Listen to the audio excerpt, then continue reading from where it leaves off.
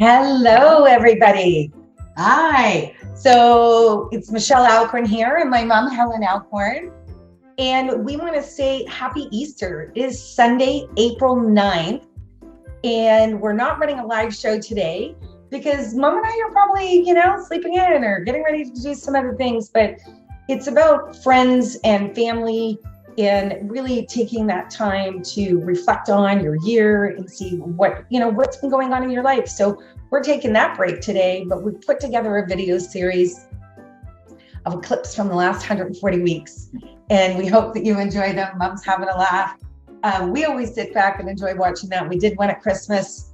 And Easter means a lot of things in the food culture, doesn't it? It does. So, Mom, what is the most traditional recipe that we always make ever since you were little and I was little and our great nieces are little? What is that traditional recipe? Usually it's a ham dinner with all the trimmings, and we always like to cook ham. So the next day we can make potato scallop with ham. So it just keeps carrying on from one meal to the next over the holidays. Yeah. Absolutely. Yeah. And we knew when Mom was baking a ham, we were very excited about the ham, but we were even more excited knowing that the next day we were going to get that potato scallop or scalloped potatoes. I think everybody says it a bit of both ways. So you're going to see that if you look up about food in Canada and what Easter is and what are we sharing, you'll see a lot of that. Also a lot of duck, turkeys. We often, if we've got a really big amount of people, which we do many times, we'll cook both some poultry and some pork, and we'll have both options. Exactly. And when Mom said all fixings, that's something that we'll say here and all of the things that come with it. And that oftentimes is probably some turnip, some carrots, potatoes, definitely. And, we'll glaze that ham. Pineapple. With pineapple, right? That's something we love to do in our family, and make a nice pineapple glaze or cranberry glaze. So you'll see a lot of those great things. Eggs is also a important part of Easter, and it's really funny because, that's when we will be decorating eggs. There's lots of hunting. You'll find chocolate eggs.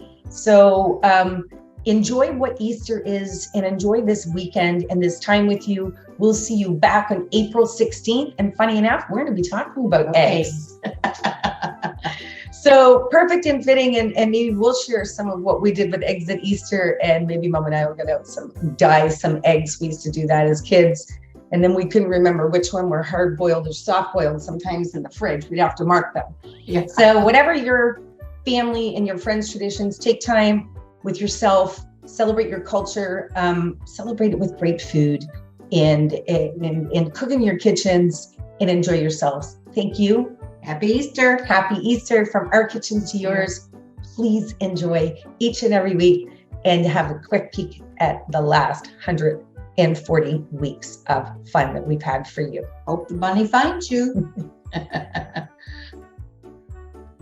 Hi. Well, I haven't made a pie in a while, but we'll try. Anyway, I made the crust, and we have apples all cut up here in a bowl. So let's have a look and show the crust. And I put a little flour in the bottom to soak up some of the juices. So you see that? So she's got the crust just hanging over the edges just a tiny bit. And I know that there's a technique for that. And then there's a little bit of flour at the bottom. This is really funny about this sunshiny morning I'm having this morning. So I'm just going to lift up the bowl. So we made sure we cut enough apples up that are and they're cut very evenly. I use my really great apple slicer too. And so they're cut into about this size. And Mom made sure we put a lot of apples because she said it's good to be overflowing. There you go, Mama. I'm going to add only a quarter of a cup of white sugar. And I'm putting it in the bowl. And then I'm going to add a little bit of nutmeg. You're going to often find, you'll see this on a lot of menus. We grew up buying a lot of them or making them. You can get them at a lot of places. And it's really nice to make because you can make fresh chicken for it, but it's a wonderful recipe after you've had a chicken dinner or a lot here, a turkey dinner. So I last night roasted a small chicken in my air fryer. It turned out absolutely fantastic. On my chicken, I used I just put some nice garlic powder, I used actually the Herbes de Provence to New Brunswick from Angela, and then a little. So as you can see, it's very steaming hot, but I put in the celery, onions, mushrooms, and now it has a gravy made with flour to thicken it and a little bit of tahini. So then what you do, let me just put the pan down so I don't spill it everywhere. So then what you do is I have a roaster pan here, and at the bottom I put my meat, my vegetables, and I just layer it. Let me get rid of that. There we go. And that one. There we go. I layer it at the bottom, and I put all of the beef and the gravy and the. So I love, I'm doing a very different angle with my chicken. So I've got these beautiful, these are skinless, boneless chicken thighs. One of my favorite parts of the chicken to cook with. I also think it's economical because when I go to buy them at the butcher, I'm not paying for the bone or the skin. I'm just paying for the meat. So, you're getting a really good value. So these are here. I just have a little bit of a nice salt and pepper that they've been sitting in. Okay, just a sec.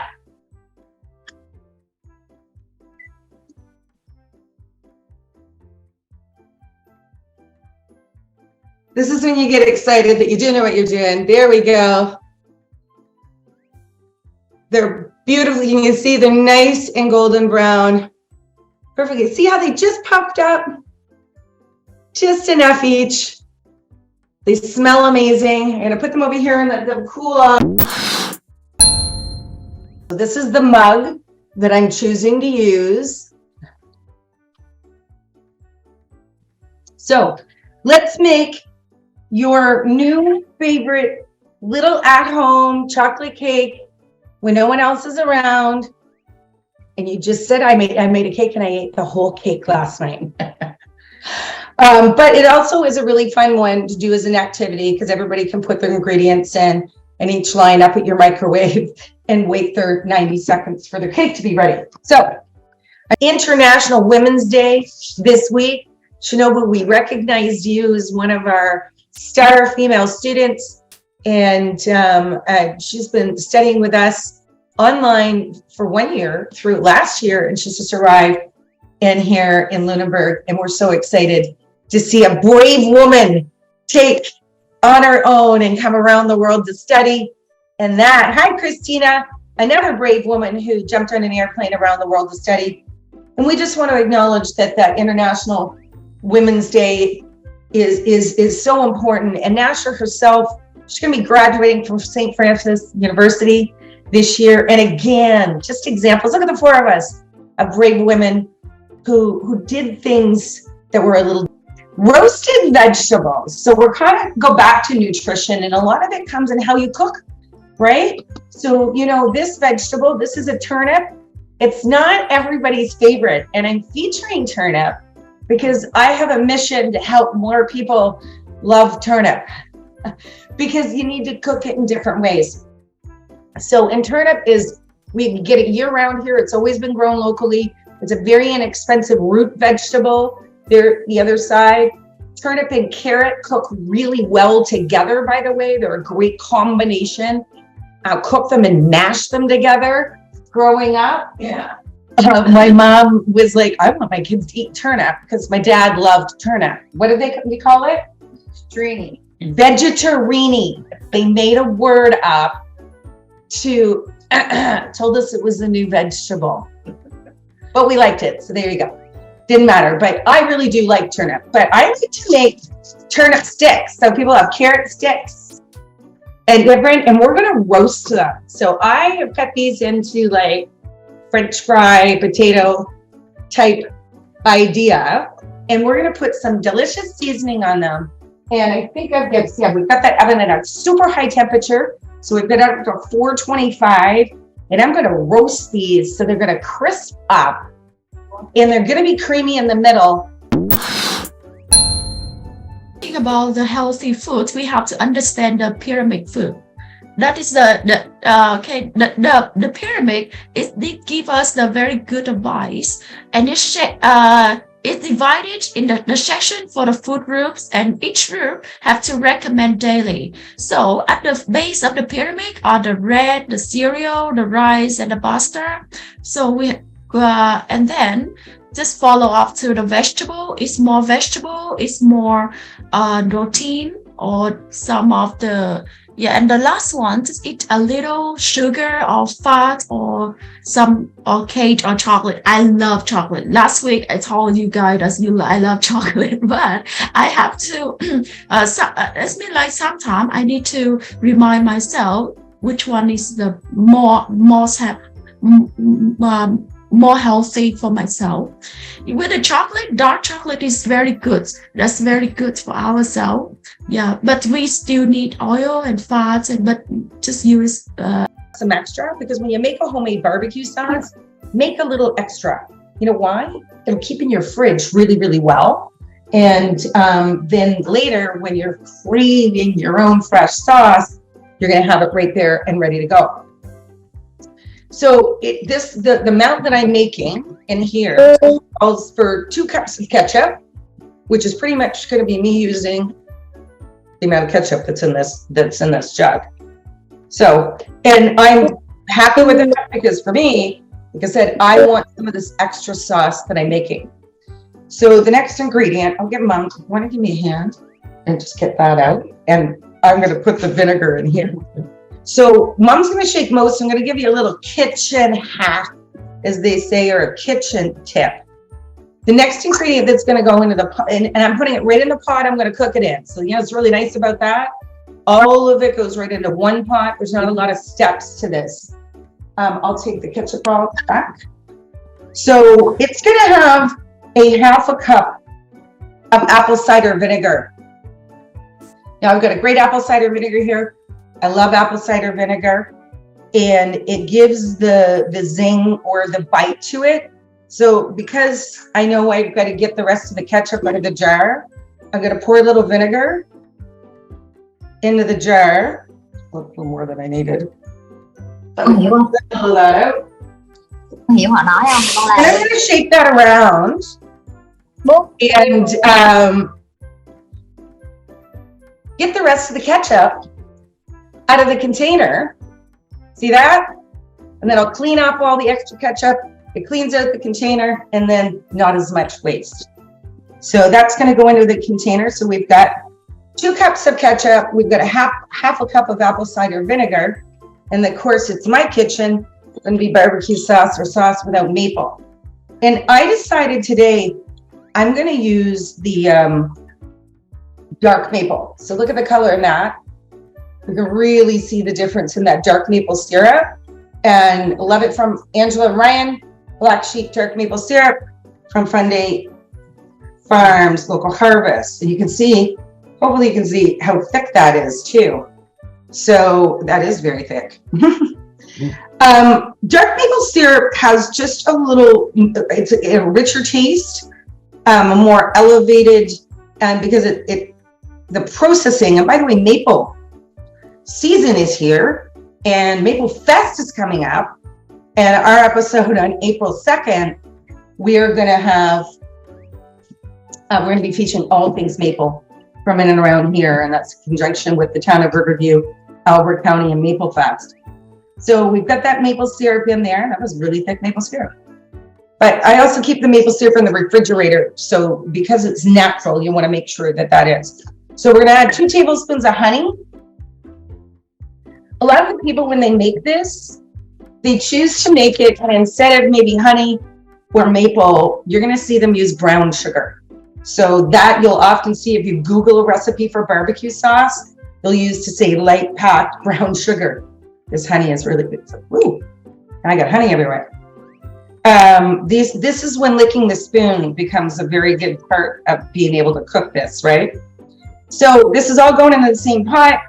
So we've got our maple syrup, we've got our honey, and now we need to just get a little bit more of that extra, and we've got the ketchup.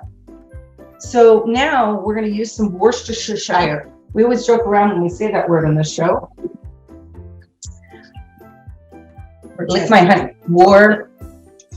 Worcestershire. There you go. That stuff.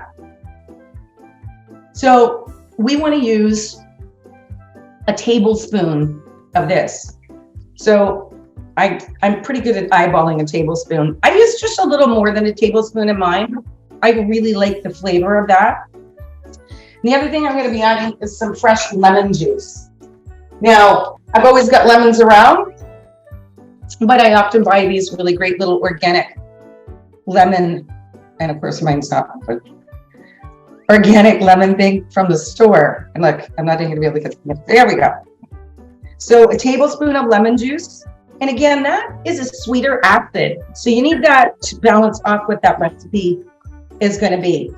Now, the last ingredients is using some steak seasoning. So you can go find a favorite steak seasoning that you have, anything at all that would get you where you need to go. Can you pass me that container, Mom? I've lost my steak seasoning. Sorry. My little basket. I've got so many seasonings around. These are wonderful little baskets that I got up from Elsie Bucktook, from one of our Indigenous stores that we go up to up there. But I've got a little, it's like a steak seasoning mix that's in here. It's got a lot of different spices in it.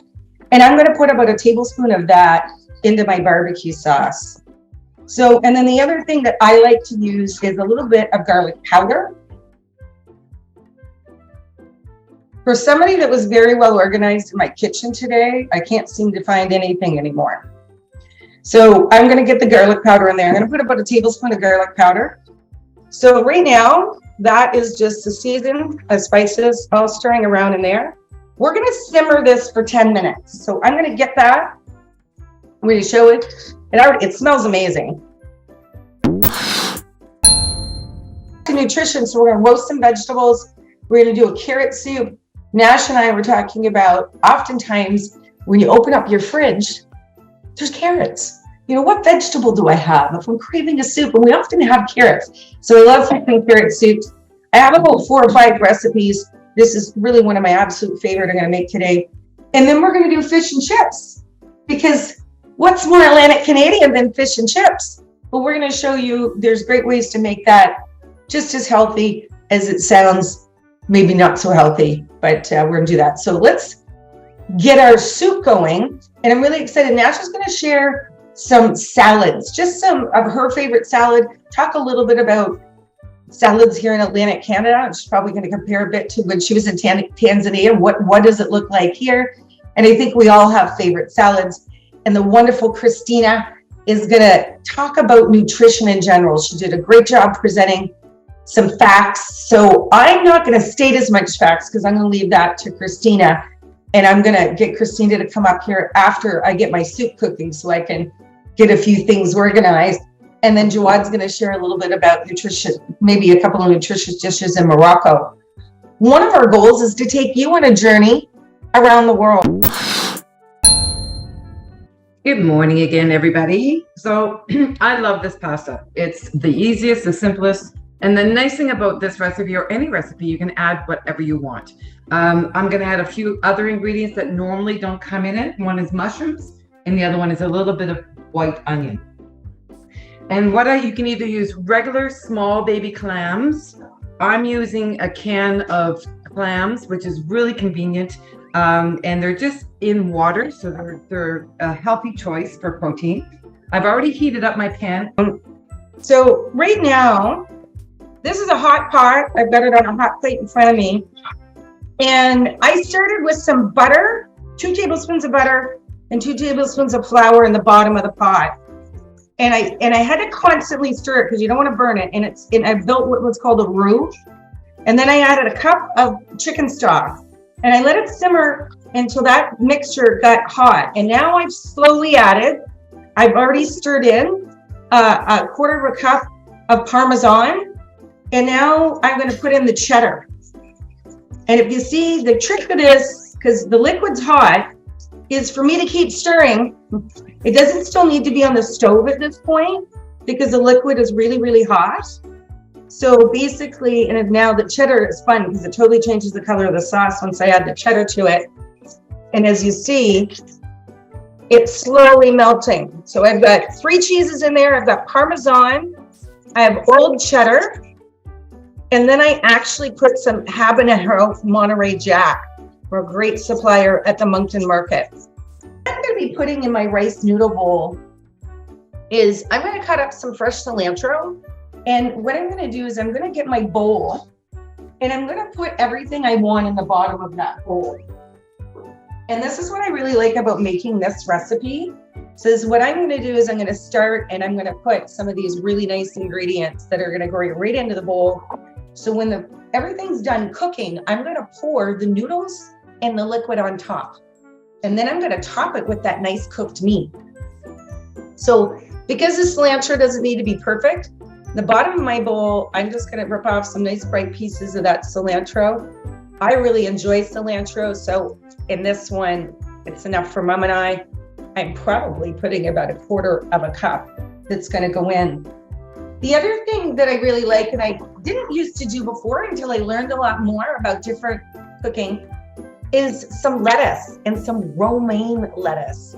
And I know it's fun because this is the middle of it, or the heart, as we would say. And this is some of the best to use in those soups. So I'm going to get my kitchen scissors out, and then I'm just going to cut really thin because I don't want giant pieces of lettuce. I want that to go into the soup. And I'm going to cut those strips. You can see them coming down there into the bowl. And so that's what we got, some beautiful fresh cilantro. And now I'm cutting up that nice fresh lettuce that's going to go into the bowl. So right now, if you can see, I've got all this beautiful greenery at the bottom. And the next thing I'm going to add, because I just absolutely love, is some nice green onions. I'm going to put a few at the bottom. And then when I put all the noodles in and top it with the beef, I'm going to put a few more of those on the top, because who doesn't like a little extra onion flavor and that fresh